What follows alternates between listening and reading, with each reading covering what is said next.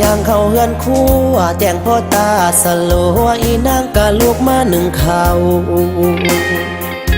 ล้างถ้วยบวงและปัดกวาดเรือนซ่านให้สะอาดแล้วจึงอาบน้ำกินข้าวนุ่งเครื่องจังไปเฮี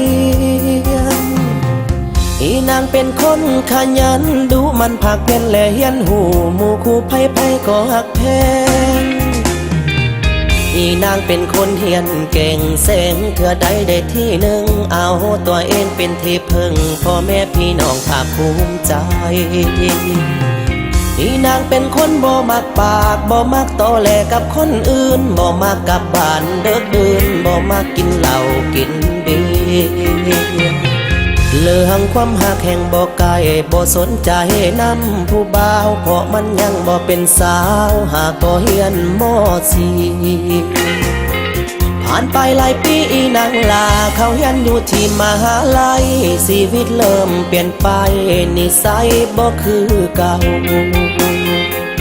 iPhone iPad ก็อยากได้รถรุ่นใหม่ๆก็อยากเอาพ่อแม่ขายนาขายเขาซื้อให้เจ้าตามใจ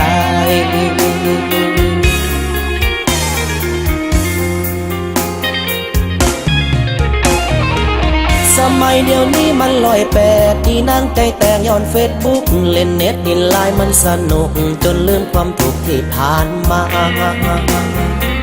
เกมความหักเริ่มแล่นเข่าอีนางนั่งเศร้าย้อนเสียท่าไปป้าลินยากะบ่ได้หัวใจแทบสลายพ่อแม่พี่น้องน้ำตาหลั่งหมดหวังได้หักปาลินยาพอสิ่งอีหลาไขว่คว้ามาคือปาลินยาหัวดำคือปาลินยาหัวดำ